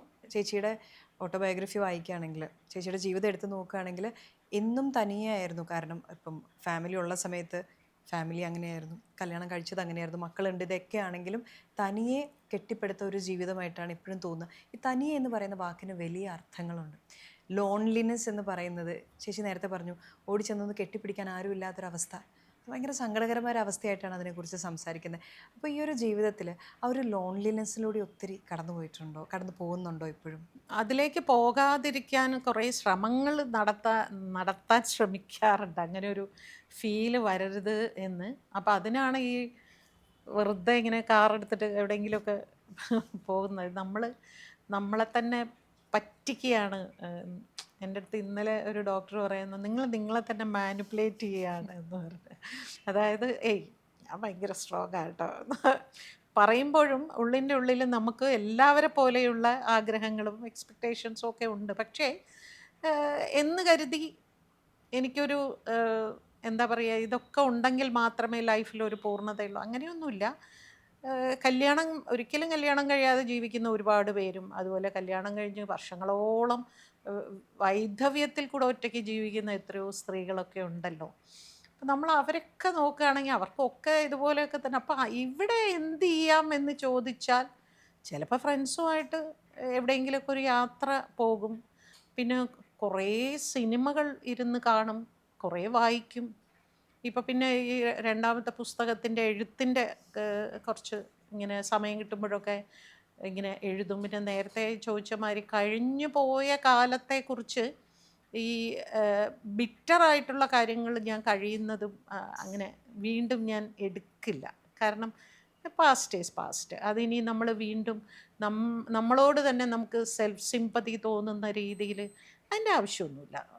അപ്പം ഇനി മുമ്പോട്ട് ഇങ്ങനെ നമ്മൾ ബാക്കിലേക്കല്ലല്ലോ ഫ്രണ്ടിലേക്കല്ലേ നടക്കുന്നത്. അപ്പം മുൻപോട്ട് നമുക്ക് ഹാപ്പി ആവാൻ എന്തൊക്കെ ചെയ്യാം. എനിക്ക് ഞാനിപ്പോൾ കഴിഞ്ഞ ഒരാഴ്ചയായിട്ട് ഇങ്ങനെ ഒരു ട്രാവൽ ബ്ലോഗ് ചെയ്താൽ കൊള്ളാം എന്ന് ഭയങ്കര ആഗ്രഹമുണ്ട്. പക്ഷെ അതിന് ഇറങ്ങാനുള്ളൊരു ഇതെങ്ങനെ ഇറങ്ങണം, എന്ത് ചെയ്യണമെന്ന് പറഞ്ഞൂടെ. പക്ഷെ അപ്പം ഞാൻ വിചാരിക്കും ഇതിൻ്റെ അടിയിൽ വന്ന് എന്നെ തെറിവിളി തുടങ്ങുമല്ലോ ആൾക്കാർ. അപ്പോൾ അത് ഞാൻ ഏറ്റവും നന്നായിട്ട് എന്നെ ആൾക്കാർ തെറി വിളിക്കുന്നുണ്ടെന്ന് എനിക്ക് നന്നായിട്ട് അറിയാം. അതുകൊണ്ട് തന്നെ ഞാൻ വിചാരിക്കും ഇനി ട്രാവൽ ബ്ലോഗ് കൂടെ ചെയ്തിട്ട് ഇവരുടെയൊക്കെ വായന ഞാൻ വല്ലതും കേൾക്കണം എന്ന്. അപ്പം അതൊക്കെ എന്നെ ആലോചിപ്പിക്കുന്നുണ്ട്. പക്ഷേ എൻ്റെ ഏറ്റവും വലിയൊരു ആഗ്രഹമാണത്. എന്തായാലും ഞാൻ ഒരുപാട് ട്രാവൽ ചെയ്യുന്നുണ്ട്. അതിനെ തന്നെ എന്തുകൊണ്ട് ഇങ്ങനെ അത് മോണിറ്റൈസേഷൻ ആക്കാം, നമ്മുടെ ഒരു ടൈം പാസിങ് ആക്കാം, നമുക്കൊരു മെൻ്റലി അങ്ങനെയൊക്കെ ഞാൻ ആലോചിക്കുന്നുണ്ട്. അതല്ലാത്ത രീതിയിലുള്ള വിഷമങ്ങൾ, ഞാനിപ്പോൾ ഒറ്റയ്ക്ക് ഒരു വീട്ടിലാണ് ജീവിക്കുന്നത്. ഞാൻ വളരെ കംഫർട്ടബിളാണ് കേട്ടോ, ഞാൻ ഭയങ്കര ഹാപ്പിയാണ്, ഞാൻ വളരെ ഹാപ്പി. എല്ലാവരും പറയും അതൊക്കെ ചുമ്മാ തോന്നല, അങ്ങനെയല്ല. അതിൻ്റെ ഏറ്റവും വലിയ ആരാണ് എനിക്കൊരു ജ്വൽ ബേരി എങ്ങാണ്ട് പറഞ്ഞില്ലേ, ഒറ്റയ്ക്ക് ജീവിക്കുന്നവരാണ് ഏറ്റവും സന്തോഷമായിട്ട് ജീവിക്കുന്നതെന്ന്. അത് പറയുന്നതിൻ്റെ കാര്യം എന്താ അറിയോ, നമുക്ക് രാവിലെ ഇഷ്ടമുള്ളപ്പോൾ എണീറ്റാൽ മതി. ഞാൻ ആക്ച്വലി 6-6:30 ആകുമ്പോൾ എണീറ്റുള്ളൂ. അത് കുട്ടിക്കാലം മുതലുള്ളൊരു ശീലമാണ്. പക്ഷേ നമ്മളിപ്പോൾ എണീറ്റില്ലെന്നും പറഞ്ഞാൽ ആരും നമ്മളോട് ചോദിക്കാനൊന്നും പോകുന്നില്ല. ഇനി എണീറ്റ് കഴിഞ്ഞാൽ കാപ്പിക്ക് ഇനി എന്താ ഉണ്ടാക്കുക, ഒന്നും ആലോചിക്കണ്ട, വേണമെങ്കിൽ കഴിച്ചാൽ മതി, വേണ്ടെങ്കിൽ വേണ്ട. ലഞ്ചിന് ഇനി എന്താ ഉണ്ടാക്കുക, എന്തും കഴിക്കാം. തൈര് സാദം വേണമെങ്കിൽ തൈര് സാദം, ചിലപ്പോൾ ഞാൻ പൊങ്കലുണ്ടാക്കും, ചിലപ്പോൾ ഞാൻ ഇതൊന്നും വേണ്ട, 2 മുട്ട പുഴുങ്ങി കഴിച്ചാൽ മതി.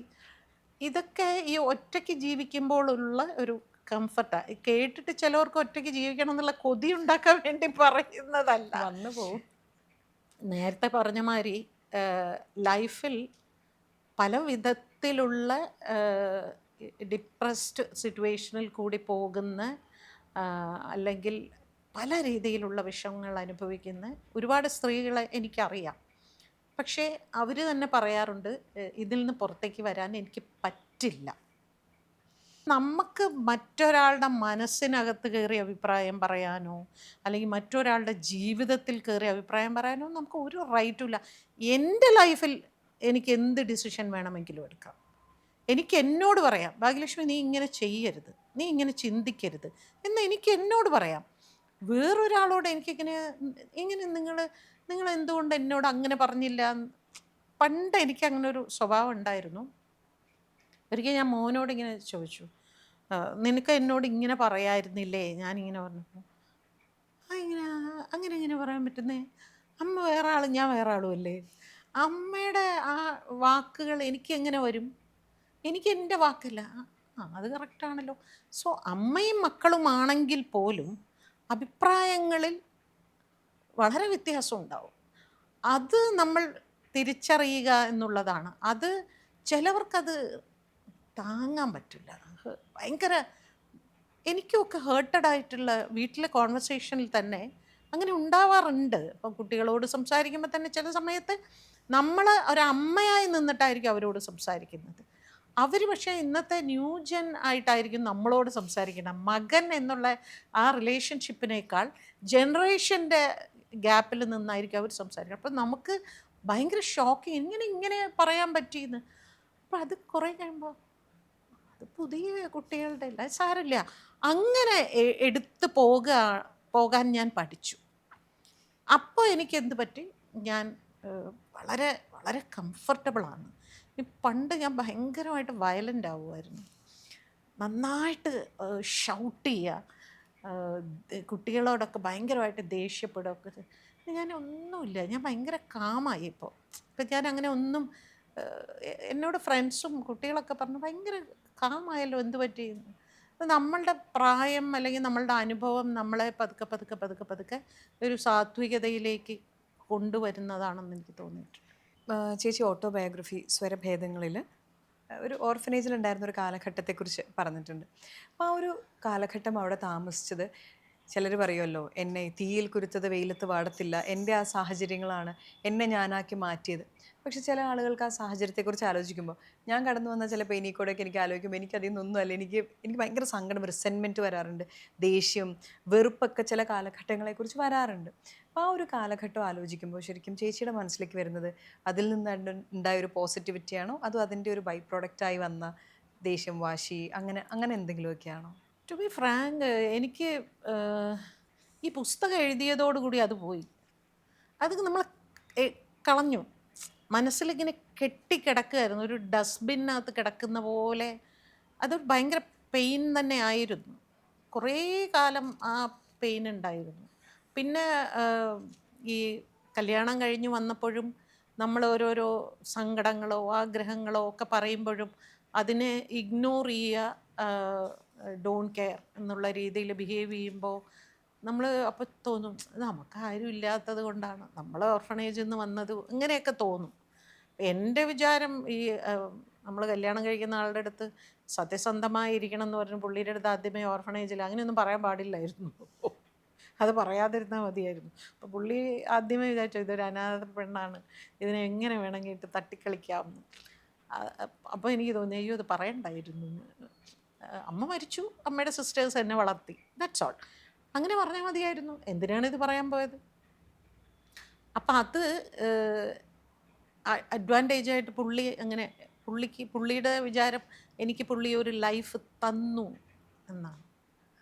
ഞാൻ പുള്ളിയോട് പറയുമായിരുന്നു ഒരാൾക്കും ഒരു ലൈഫ് കൊടുക്കാൻ പറ്റില്ല, അത് നിങ്ങളുടെ ഒരു തോന്നലാണത്. എൻ്റെ ലൈഫ് എൻ്റെ തന്നെയാണ് ഉള്ളത്. നിങ്ങൾക്കാർക്കും എനിക്ക് ലൈഫ് തരാനോ നിങ്ങൾക്ക് എനിക്ക് ലൈഫ് തരാൻ എനിക്കോ പറ്റില്ല. അപ്പോൾ അതിങ്ങനെ മിനിറ്റിന് ഞാൻ നിങ്ങൾക്കൊരു ജീവിതം തന്നില്ലേ, നിങ്ങൾക്കൊരു ജീവിതം തന്നില്ലേ. അപ്പം അതൊരു വലിയ ത്യാഗമായിട്ട് കാണുക എന്ന് പറയുമ്പോൾ അവിടെ അതിൻ്റെ അർത്ഥം എന്നെ വല്ലാതെ ഒരു റെസ്പെക്റ്റ് ഇല്ലാതെ പോകുന്ന. അപ്പം അതൊക്കെ ഇങ്ങനെ മനസ്സിൽ ഇങ്ങനെ കെട്ടിക്കിടന്നപ്പോഴാണ് ആ ബുക്ക് എഴുതിയത്. ആ ബുക്ക് എഴുതി കഴിഞ്ഞ അപ്പം എൻ്റെ മനസ്സിങ്ങനെ ക്ലീനായി, നല്ല സോപ്പൊക്കെ ഇട്ട് ക്ലീൻ ചെയ്ത് ഒരു ഗ്ലാസ് പോലെ നല്ല ക്ലീനായി. ഇപ്പം എനിക്ക് അങ്ങനത്തെ ഒരു ഇതേ ഇല്ല. ഇപ്പോൾ ആക്ച്വലി ഞാനിപ്പോൾ എഴുതുന്ന പുസ്തകം എൻ്റെ ലൈഫല്ല, പക്ഷേ എൻ്റെ പ്രൊഫഷൻ ആണ്. കംപ്ലീറ്റ്ലി പ്രൊഫഷനാണ്. അപ്പോൾ അതിൽ ഡബ്ബിങ് ആർട്ടിസ്റ്റുകളെ കുറിച്ച് എഴുതുന്നുണ്ട്. എന്ന് വെച്ചാൽ അവരുടെ ലൈഫിനെ കുറിച്ചല്ല, അന്നത്തെ കാലത്ത് ആരൊക്കെ ഉണ്ടായിരുന്നു, അവരാർക്കൊക്കെ ശബ്ദം കൊടുത്തിരുന്നു, ഞാൻ ആർക്കൊക്കെ ശബ്ദം കൊടുത്തിരുന്നു, അങ്ങനത്തെ കാര്യങ്ങൾ ഇങ്ങനെ എഴുതി എഴുതി പോകുമ്പോൾ ഡബ്ബിങ് സ്റ്റുഡിയോയ്ക്കുള്ളിൽ എനിക്കുണ്ടായ എൻ്റെ പേഴ്സണൽ അനുഭവങ്ങൾ എഴുതുമ്പോൾ ചില കാര്യങ്ങൾ ഞാൻ സ്വരഭേദങ്ങളിൽ എഴുതാൻ വിട്ടുപോയ ചില കാര്യങ്ങൾ എഴുതുമ്പോൾ ഞാൻ അറിയാതെ എനിക്ക് കരച്ചിൽ വന്നിട്ടുണ്ട്. 1-2 ഇൻസിഡൻറ്റ് ഞാനിത് അന്ന് ഞാൻ അനുഭവിച്ച ഇൻസൾട്ട്, അവിടെ വെച്ച് അനുഭവിച്ച ഇൻസൾട്ട്, അത് എനിക്ക് കുറച്ച് ഒരു പെയിനായിരുന്നു. ഇപ്പോൾ റീസെൻ്റ്ലി അപ്പോൾ ഞാൻ വിചാരിച്ചു അത് കഴിഞ്ഞല്ലേ, എന്തിനാണ് അത് വീണ്ടും ഞാൻ ആലോചിച്ചത്. ഞാൻ കഴിഞ്ഞതിനെക്കുറിച്ച് അങ്ങനെ ആലോചിക്കാറില്ല. ഇപ്പം ഭാഗ്യലക്ഷ്മി എന്ന് പറയുന്ന ആളെക്കുറിച്ച് പറയുന്ന സമയത്ത് ചിലപ്പോഴൊക്കെ സ്ത്രീ വിരുദ്ധ എന്ന രീതിയിൽ സംസാരങ്ങൾ വന്നിട്ടുണ്ട്. ഇപ്പോൾ WCC ആയിട്ടുള്ള പ്രശ്നങ്ങളായിരിക്കാം ഒരു പക്ഷേ അവരുമായിട്ടുള്ള അപ്രോച്ചിൻ്റെ ആയിരിക്കാം അത്തരമൊരു ചിന്താഗതി ആളുകളുടെ ഇടയിലേക്ക് ഉണ്ടാവുന്നത്. ഇപ്പം ഒരു സ്ത്രീ പക്ഷമായി സംസാരിക്കാനായിട്ട് അല്ലെങ്കിൽ സ്ത്രീ പക്ഷമായ കാര്യങ്ങൾ നടത്താനായിട്ട് അതിന് സ്ത്രീകളുടെ മാത്രം ഒരു കൂട്ടായ്മ പോരാ എന്നൊരു ചിന്തയുണ്ടോ? അല്ല, സ്ത്രീകളുടെ കൂട്ടായ്മ തീർച്ചയായിട്ടും വേണം. മലയാള സിനിമയിൽ WCC വന്നപ്പോൾ ഏറ്റവും അധികം സന്തോഷിച്ച ഒരാൾ ഞാനായിരുന്നു, അത് ആദ്യം അത് അനൗൺസ് ചെയ്ത സമയത്ത്. പക്ഷേ അതിൻ്റെ യഥാർത്ഥത്തിൽ എന്താണ് WCC എന്ന് മനസ്സിലാക്കി വന്നപ്പോഴേക്കും കുറേ വർഷം കഴിഞ്ഞു. അപ്പോൾ അവർ പറഞ്ഞത് അവർ പറയുകയുള്ളൂ, അല്ലാതെ അവർക്ക് ആളെ കൈപിടിച്ച് മുന്നോട്ട് നടത്തിക്കൊണ്ട് പോകാൻ അവർക്ക് പറ്റില്ല. അവരിങ്ങനെ ഇപ്പം ചില ആൾക്കാരിങ്ങനെ ഇൻ്റർവ്യൂവിൽ പറഞ്ഞിങ്ങനെ സംസാരിക്കുമ്പോൾ ചിലർക്കൊരു മോട്ടിവേഷൻ തോന്നുമല്ലോ. അത് ഇപ്പോൾ ഒരു വിഡോ ആയിരിക്കുന്ന ഒരു ലേഡിയോ, അല്ലെങ്കിൽ ഡിവോഴ്സി ആയിരിക്കുന്ന ഒരു ലേഡിയോ, അല്ലെങ്കിൽ ഒരു റേപ്പ് വിക്റ്റിം, അങ്ങനെ ആസിഡ് വിക്റ്റിം, ഇങ്ങനെയുള്ളവരൊക്കെ അവർ ലൈഫിനെ എങ്ങനെയാണ് അവർ ഫേസ് ചെയ്തത്, എങ്ങനെയാണ് അവർ സർവൈവ് ചെയ്തത്, അതൊക്കെ നമുക്ക് മോട്ടിവേഷൻ കൊടുക്കാം. പക്ഷേ ഒരു സെക്ഷുവലി ഹരാസ്മെൻറ്റ് അനുഭവിക്കുന്ന ഒരു സ്ത്രീക്ക് നമ്മൾ അങ്ങനെ മോട്ടിവേഷൻ കൊടുത്തിട്ട് കാര്യമില്ല. അവർക്ക് കൈ കൊടുക്കണം. വാ, നിൻ്റെ കൂടെ ഞാൻ വരാം, നിനക്ക് എവിടെ പോകണം, പോലീസ് സ്റ്റേഷനിൽ പോകണോ, ഞാൻ വരാം, നിനക്ക് പിന്നെ കേസ് ഫയൽ ചെയ്യണോ, ഞാൻ വരാം. അതാണ് ഞാൻ എക്സ്പെക്റ്റ് ചെയ്തത്. അതല്ല എന്ന് പറഞ്ഞപ്പോൾ എനിക്ക് കുറച്ച് ഡിസപ്പോയിൻറ്റഡ് ആയി ഞാൻ എന്നുള്ളതേ ഉള്ളൂ. അതർവൈസ് ഞാനിപ്പോഴും WCCക്ക് ഞാൻ എഗെയിൻസ്റ്റ് ഒന്നുമല്ല, അതവർ തെറ്റിദ്ധരിക്കുന്നതാണ്. ഞാൻ പുരുഷ വിരുദ്ധതയുള്ള ഒരാളേ അല്ല. ഞാൻ എത്രത്തോളം ഞാൻ സ്ത്രീകളെ സപ്പോർട്ട് ചെയ്യുന്നുണ്ടോ അത്രത്തോളം ഞാൻ പുരുഷന്മാരെ സപ്പോർട്ട് ചെയ്തിട്ടുള്ള ഒരാളാണ്. പക്ഷേ അത് നമുക്ക് സ്ത്രീക്ക് പ്രശ്നം വരുമ്പോൾ മാത്രമേ ചാനൽ ചർച്ചകൾ ഉണ്ടാവുന്നുള്ളൂ. പുരുഷന് പ്രശ്നം വരുമ്പോൾ ചാനൽ ചർച്ചകൾ സംഭവിക്കുന്നില്ല. എത്രയോ പീഡിപ്പിക്കപ്പെടുന്ന പുരുഷന്മാരുണ്ട്. പക്ഷെ അവർക്ക് കേസ് കൊടുക്കാൻ പോലും അവർക്ക് നാണക്കേടായിരിക്കും, അവർക്ക് പേടിയായിരിക്കും. കാരണം പേടി എന്ന് പറയുന്നത് നീ ഒരാണല്ലടാ എന്ന് ചോദിച്ച് കളിയാക്കാൻ തുടങ്ങും. കാരണം പീഡിപ്പിക്കപ്പെടേണ്ടവൾ പെണ്ണ് മാത്രമാണ് എന്നുള്ളൊരു കോൺസെപ്റ്റ് ആൾക്കാരുടെ ഉള്ളിൽ ഉണ്ട്. ആണിനങ്ങനെയല്ലേ, അവനെ പോടാന്നും പറഞ്ഞ് ഇറങ്ങി പൊക്കൂടെ എന്ന് ഇങ്ങനെ ചോദിക്കും.